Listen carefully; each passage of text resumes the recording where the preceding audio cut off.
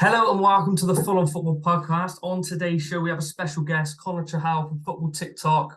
Big following on TikTok. Bit of a football quiz expert. Won the latest live quiz on there. Beating who was that? Who was that you beat in the final? It's big, massive Eric that I'd be in the final. Exactly.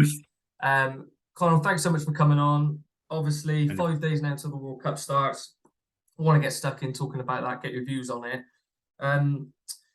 Just off the bat, Brazil 4-1 favourites, Argentina 11-2 going into this. For me, this seems like it's going to be the most open World Cup in not my lifetime, but probably in the last 3 or 4. I think there's been an obvious favourite going into it, whereas I'm not convinced on Brazil. How do you see it? How does it compare to the last couple, obviously with France and Germany in the last 2 World Cups? Yeah, 100%. That's a very good point because I've not really thought about it like that. Because in 2018, I think everyone was kind of convinced that that France team was just formidable. Pogba and Kante centre mid. No one was beating that. And then 2014, Germany favourites. Even 2010, Spain had just won the Euros and Euros straight after again. So yeah, it's the first one in ages really where I know Brazil's squad looks stacked, but there's just so many different storylines. Like with Argentina, obviously with it being Messi's last World Cup, you can never write them out as they've just beaten them in Copa America. I think this is Belgium's last chance to get their golden generation to actually win a trophy. England still have a fantastic squad. I think the English media is downplaying how good that squad actually is because I think that they could definitely make a run at it. You can never ever in your lifetime write out the Germans. So yeah, there's loads of different teams that could potentially win it. So yeah, it's a very good point. Connor, before we get too stuck into the historical stuff, just want to ask you, the upcoming World Cup we got in Qatar, you were just saying to us before we went live on air, you got how many international sides? 4? Who are you supporting? 4 countries in me, and I'm gonna support the boys in orange for this one. I'm gonna support Holland. Do you think they got a good chance, Holland? But I'm just happy that we're out of the World Cup for once. It's first time in a while. I think our team is under Louis van Gaal. It's such a weird style play that we play, but it can be effective. I think Van Dijk has been very, what's the word? He's been slowing down a little bit because I think a lot of him has been thinking about this World Cup. So now that it's here, we got a lot of tricky players, Memphis Depay. We got Gap. We just got so many tricky little players that I don't know. I don't think we'll win it, but I definitely think we could make a run. Semi-final team, Connor. I went and watched Newcastle the other week, and I thought Sven Botman looks like a serious player, and he's not made the squad, has he? There's obviously there's been quite a few in a lot of countries that have been quite questionable. I definitely think Botman deserved a shout, but I guess it's just one of those things. There's a lot of good players that aren't going to this World Cup through many different reasons. And with Holland, Louis van Gaal is very, I don't want to use the word dictator because he has been very good so far, but he's very, no, this is it. This is how it's going to be. It was the same with when he tried to convince, was it Malacia not to come to United because he said he'll never play for Holland again if he did, things like that. He can say very outrageous things, but if he wins the World Cup, I couldn't care less what he says. On previous World Cups, we mentioned at the start about there usually being an obvious winner, if you will. I think Spain 2010, the most obvious one ever, Germany and France. We could all see that coming, and we obviously have all agreed there is no obvious standout this time round. What do you think that is? Do you think the level of international football is not as strong as it once was, or do you think the exact opposite? Do you think it's that big that there's so much competition? I think now maybe there's just so many better footballers in the world now than there was in 2010. In 2010, you could probably list the top 10 players in the world and say they were clear of everybody else. Now, obviously, with Messi and Ronaldo slowing down anyway, there's just so many players. There's not a set best player in the world. If you say, obviously, Mbappe is fantastic for France, but then you look at the French squad, you look at even the Portugal squad at a stretch is a fantastic squad. Belgium have De Bruyne. It just, for some reason, recently, it just seems like there's loads of good players from loads of different countries, and it's not even the favourites anymore. There's so many dark horses. I feel like obviously Denmark have a fantastic well-rounded squad. It's more system v system rather than just players v players these days, and I think that kind of helps the fact that there's more teams that could possibly win this one. Connor, you mentioned Portugal there. Obviously, Ronaldo saga has just dominated everything for the last couple of days. Seen him at the obviously they met up I think today. Bruno seemed to sort of snub him a little bit, and there's all the drama. Do you think that they've basically, I know I think they're missing Diogo Jota. Ben, is that right? I think he's injured. I think he's missing the tournament. Do you think that's going to end in tears for them? Because I look back at Spain in 2018, and obviously the saga sacking can't pronounce his name, sacking the manager on the eve of the tournament. It seems to me like that dark cloud hanging over him is just going to, I don't know, I just think it's going to drag into it and end in tears pretty early on. Yeah, I'm not convinced with Portugal at all. I think but I don't think the manager's very good. I don't remember the manager's name. I know he's the one that won the Euros in 2016. But the way he plays, it was I watched it on TV. It was the qualifying game against Serbia that almost cost them everything. And they went 1-0 up. And honestly, like, I haven't seen the team sit back like that and just not even try for the rest of the game like it. And I think Serbia equalised and Mitrovic scores the last-minute winner and Serbia go, and then Portugal have to go through the playoffs.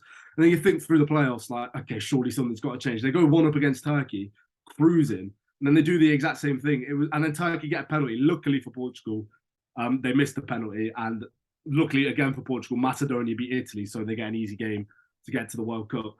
Their manager is known for playing far too defensive, I feel. And with the squad they have now, it's not kind of squad that you should really be playing defensive. They've got so many attacking talents. I know Jota's missing the World Cup, but even without him, they still got a lot of attacking talents. I know people say a lot about Ronaldo being finished and that, but at the end of the day, at international level, I still think in a tournament, you need someone who can just stick the ball in the back of the net, and who better than Cristiano Ronaldo? They got such a good defense as well, Cancelo, Ruben Diaz, and they got one of the best keepers in the Premier League, in my opinion, if they start him in Jose Sa. So it really, with Portugal, I think they've got all the ingredients, but the manager, and for that, I don't think they're gonna contend. As for Golden Boot, now me and Ben were on about this the other day, and we can't. It's such a tough one because again, there doesn't seem to be an obvious Golden Boot. Because before you just say Ronaldo because he'll score a couple of penalties, you'll say Messi, but now he plays virtually holding midfield, so it's a very difficult one. Who would you be looking at for the Golden Boot if you were to put a tenner on it right now? If I was to put a tenner on who was going to win the Golden Boot, I've got two names. Go on. I've got three names. I've got three names, not two names. I've got the obvious one is Harry Kane for England. The way that he's just a natural goal scorer and he takes penalties, which is a big thing for Golden Boot at the end of the day. I've got also, I just can't. No one's talking about Belgium enough, I think, and I don't rate Romelu Lukaku that much. But international, I think he's already Belgium's all-time top scorer. He will just bang it in, and if you have De Bruyne creating for you, you're gonna score so many goals. And then the only other one I had was, I don't like him because he's a Liverpool player, but Darwin Nunez for Uruguay. He's such an unpredictable player. He could go and score 7 goals and win Golden Boot, or he could blank. I'm not sure, but if I was to pick one out of them three, I'd go with Kane. That's a rogue shout, the last one, I got to say. But I see your point. His expected goal stats. I've maintained this after about 2 games signing for Liverpool. His movement is fantastic. He just gets chances after chances done. And Kane, I get you thinking. But on Lukaku, yeah, he was their top scorer by about 25. I think he's on 50 plus international goals. I think he only had to get 30 to break Belgium. So, yeah, incredibly good. Do you not think Martinez, Argentina? That's my shout personally. Well, Emmy. No, not It's Emmy. a good shout, but I don't know. I just feel like so much will go through Messi. I'm not saying obviously Messi's he is the greatest creator ever to play football. So for that, you can't rule out Lautaro Martinez. But I don't know. He's just never at any tournament that he's been in, like club football wise, he hasn't, banged them in consistently. But who's to say he won't with Messi creating for him? But I just don't see it. I think Argentina's more team play rather than one individual. Connor, on England, obviously you mentioned Kane just now. We get bogged down all the time about formations and how we expect a team to shape up, 5 at the back, 4 at the back, whatever, and everyone seems to have a say. How would you like to see England set up on the opening day against Iran, and how do you expect them to shape up? Well, they're going to do the 3 centre backs, 2 wing backs. That is just Southgate's. That's what he does. But even against Iran, I do think so. Yeah, I think that he's just so set in his ways. Southgate, like, you can tell he doesn't like change. And the one thing I will give him credit for, with the whole country barraging him, he doesn't care. He will just stick to his laurels, which it takes a strong man to do that. But maybe sometimes listening is a good option. But the one that I've gone for here is, so I think they will play the formation. But one thing that I think England fans in general, obviously, I'm speaking of this as an outsider because I'm not actually an England fan. Unless they make the final, obviously, I'll get involved in everything. Whoever lifts the trophy, you support, innit? Yeah, exactly. I'll be German, I'll be Brazilian. No, I'm joking. But they get to the fight. So when they line up, I do think that there's too many things that England fans say where they say, but in an England shirt, he performs this well. I think that they're not going to win anything that way because they haven't so far. And with that mentality, I don't think that it's going to happen for them. If you look at France at the last World Cup, they didn't care about in this system, in that system. They put the 11 best French players out on the pitch and they came back with the World Cup. So instead of Pickford, I'd start Nick Pope because he is a better goalkeeper than Jordan Pickford. He just is. He has been England's best goalkeeper for a while, I do think. I even think Ramsdale's better than Pickford in the squad. And with the three centre-backs, John Stones has to start. He used to be so mistake-prone, but he's quality now. He just is. If Kyle Walker's fit, I'd put him in the back three. I wouldn't put him wing-back. I'd put him in the back three. His recovery runs, I've never seen anything like that guy. He's so quick. And then with the other one, I wouldn't start Maguire because he's not good enough. I wouldn't start Eric Dyer because he's not good enough. So that either brings me to Ben White or Connor Cody. And there was so many question marks around Connor Cody before the World Cup. I wouldn't start him, but I do genuinely feel about Connor Cody is he's actually quite underrated. He got so much hate for making the World Cup squad. At Wolves for years, they had the second, third best defence in the league behind Man City and Liverpool. And he was a big part of that in the same shape that England want to play. But because of his performances so far this season, I'll go with Ben White at the back. Then right wing back, I'm taking Trippier over Trent Alexander-Arnold because as soon as you play a big team, Trent Alexander-Arnold's going to get torn to shreds by any left winger, really, not even the best in the world, any left winger. Kieran Trippier can hold his own against these attackers. Left wing back, Luke Shaw. And then there's two centre mids, again, they perform well in an England shirt. Calvin Phillips has played 1 minute of Premier League football so far this season. I don't care how well you play in an England shirt. You're not match fit. You're just not. So Declan Rice and Jude Bellingham, who could win Young Player of the Year if he's given the chance. Young Player of the Tournament if he's given the chance, sorry. Then on the wings, I think Bukayo Saka's played far too well to not start this season. And another one that people say about Sterling is, I know in an England shirt, at the Euros, he was amazing. This season, he stunk. So I would either go with Foden or Grealish. And I can't lie, the way Grealish plays is such a wild card. I'd actually go with Jack Grealish. And then up top, I'd stick Harry Kane, obviously, because he's the first name on the team sheet. Just clarify to me there, who was the three at the back? You have Ben White, Kyle Walker, and John Stones. John Stones. So Ben White playing in the middle? I was dicing between who to put left and middle between Stones and Ben White, but Ben White's so versatile, he probably could play out on the left. I know he's playing right back now for Arsenal, so I'd stick Ben White left centre back because he's fairly good with both. Oh, fair point. Very good on the ball.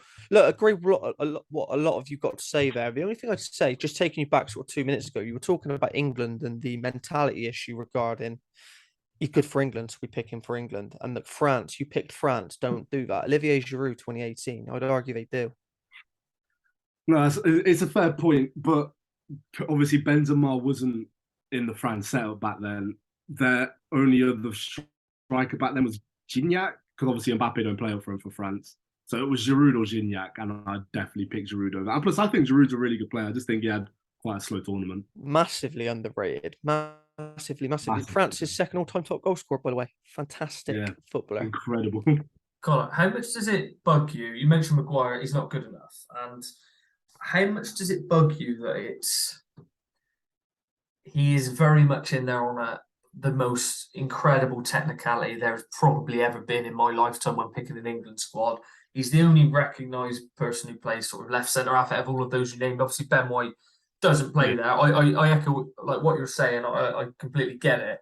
Just on a like for like basis, he's the only one that really plays left centre half.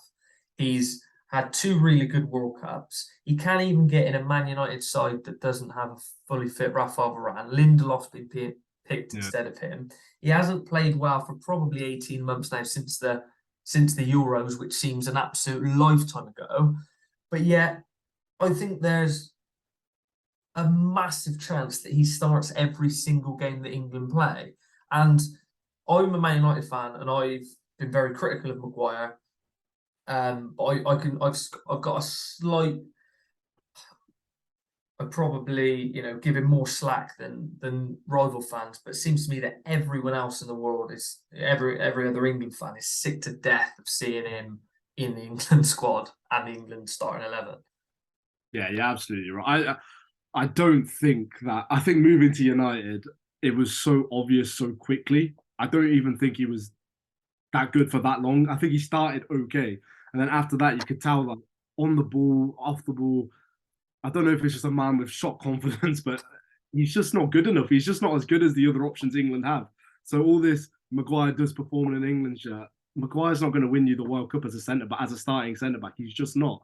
Like the others might. The fact Tomori's not at the World Cup and Maguire is baffles my mind. But Southgate. So Southgate, absolutely. Me and Ben speak about it a lot. Obviously, everyone put their two pennies in when talking about the England squad and what the England squad should be, who our starting 11 did, and you've just gave us your starting 11 there. When we had a chat the other week about it, we said, well, when the squad came out, certain players we couldn't understand why they were in the squad, and it was because we didn't understand the situation when they might play. Like what circumstances will X, Y, and Z come on the pitch. And when it comes to Conor Gallagher, as much as he probably deserves to be in the squad, me and Ben very much felt that although he deserves to be amongst it, he's not played badly, he deserves to be there. But on what basis do you really bring on Conor Gallagher? And when I seen that, I thought you maybe should have just gone someone like Ivan Toney, because I really, really do not see when I would be bringing on Conor Gallagher. Dependent, no matter what the game situation is, he probably wouldn't be in my first 4 or 5 changes. No, I completely agree with you on that one. I've been thinking the same thing, because obviously he was classic Crystal Palace. I think with Chelsea, he does run a lot, but that whole Chelsea system just isn't working for any of the players at the minute. So he doesn't look as good. I do think that if you are taking someone who's not going to start, which is fine because that's half of the squad that you end up taking, they're not going to start. You need to have a vision where they might be needed for something, whatever that may be. So take Ivan Toney, because if you need a goal in the last few minutes, he's brilliant at flick-ons. He can finish the ball. Take James Ward-Prowse, because if you're struggling in the last few minutes and barrage them with corners, he's the best dead ball specialist in the league. I don't see, as you just said, Conor Gallagher isn't you're never going to be 1-0 down and be, oh, come on, whip on Conor Gallagher. He's not that kind of player. And you're never going to be 1-0 up and be like, whip on Conor Gallagher, because he's not that kind of player. He's either a good player to start with, or if you've got better options, you're not going to need him. So I'm with you on that one. I haven't really got a clue what Conor Gallagher. He doesn't even bring leadership because he's so young. Like sometimes you have the argument of, you whip him in because he brings leadership. Like Brazil with Dani Alves, he's going to bring unreal leadership to that squad. And it's just like, he doesn't even bring leadership. So I'm not really sure what the thinking behind that was, but it is what it is. I'm not sure what the thinking behind Conor Gallagher is, but what I am sure about the thinking is you when it comes to quizzes. The Ball Knowledge World Cup holder, and you are going to get grilled live on the Full On Football podcast to do a quick World Cup quiz. You keen? I'm down, man. I'm down. Well, You're in a world of trouble here, Connor. Let me tell you now. Which player has scored a record 13 goals at one World Cup? That was Fontaine in 1958. Even the year. I didn't even ask for that. Top man. Extra point, bonus point. Question 2. Out of all the World Cup winners, which club has provided the most? Fucking hell. I'll go with Bayern. Good guess. Juventus. I wouldn't have had a clue there. That's fair enough. It's a tough one. Which player has the most captain appearances at the World Cup finals? Captain of just in any game? Gotta be Marquez or Mateus. But it might not. I'll go with Marquez. It's Maradona. Maradona? You'd think it'd be someone who went to the most World Cups because they were captains. I think I'll have to double check this. I think it might be finals as in actually through the... Let me get back to you on that one. It might if be it's actual World Cup through the finals, groups. that probably makes sense, yeah. Connor, question 4. Which country has lost the World Cup final the most amount of times? Thanks for that. It was Holland 3 times on it. Oh, I've got Germany written down.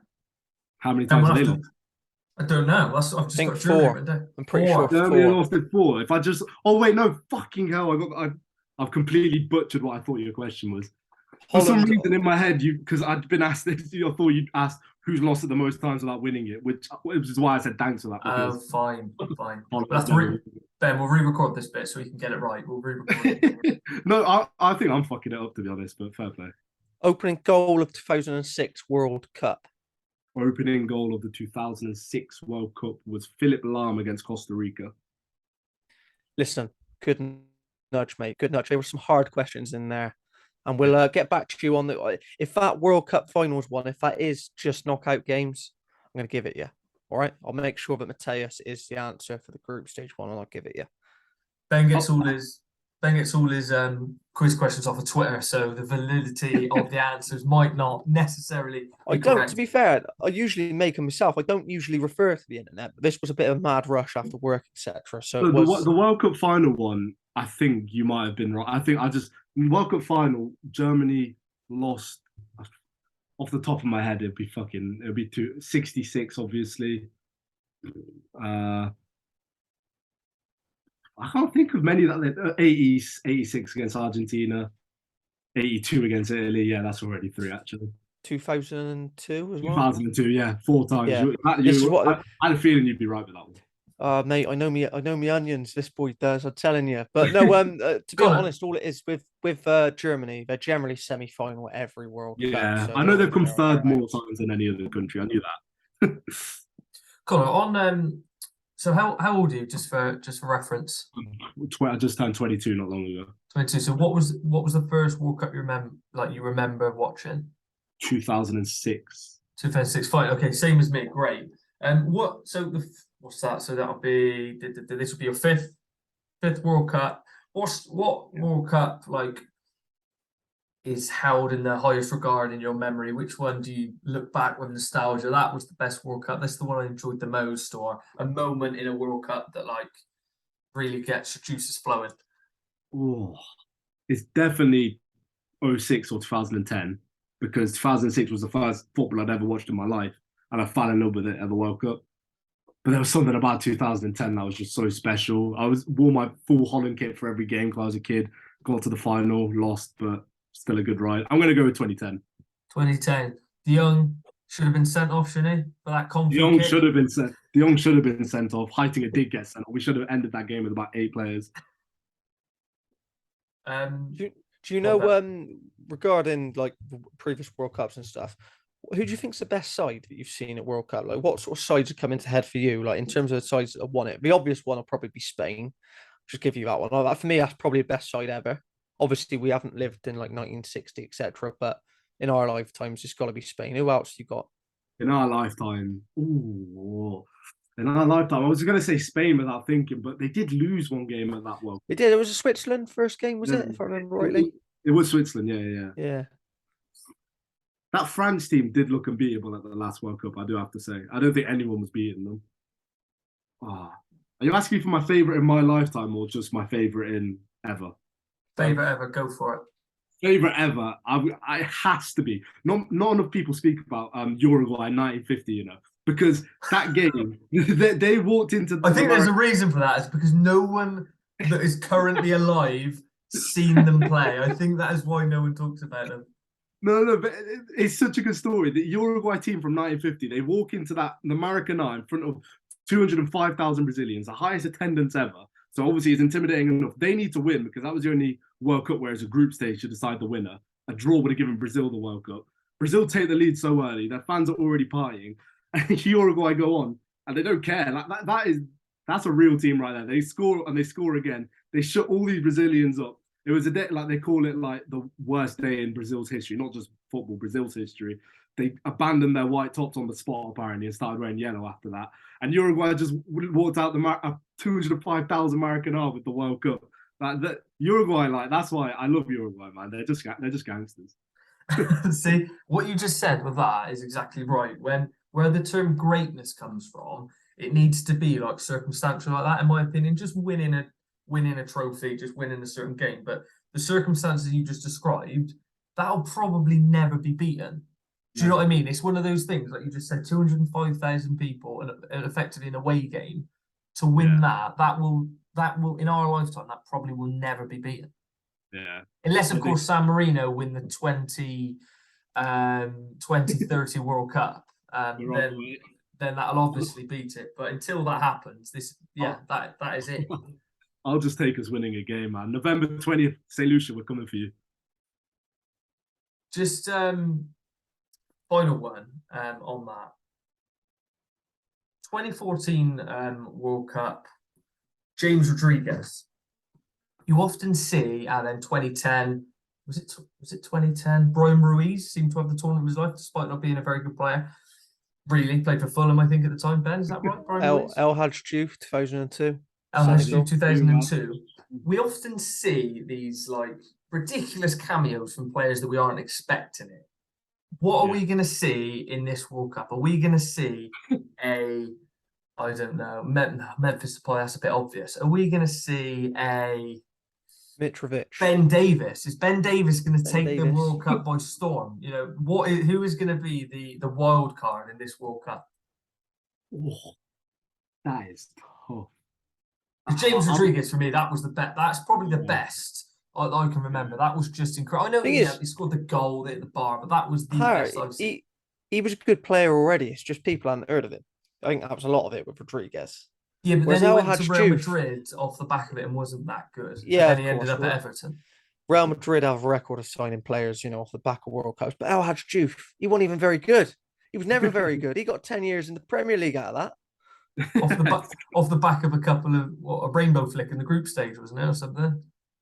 El Hadj Diouf, that's something. But the one that I'm going to go with for this World Cup is Daichi Kamada for Japan. It's an out there one. But I think Japan are going to knock Spain out in the group stages. Japan have got a squad. They got Kamada, they got Mitoma, they got a decent little squad. So I'll go with Daichi Kamada, and then in the summer he'll get a big move from Frankfurt to La Liga or Premier League. And do you know what? Backing him. H, make sure you soundbite that because that's going fucking viral if he gets it right. Yeah, if he does massive. That is, no one has ever said that ever. So when that happens, you will literally be able to apply for Big Brother, and we will be putting your application in. I'm backing him, man. Great place to finish. Thank you so much for coming on the podcast. Really enjoyed that. We'll try and get a better quiz. You'll have to come on again, maybe sometime towards the end of the tournament. See if that prediction's right. 100%. Thank you so much. Cheers all. Over and out.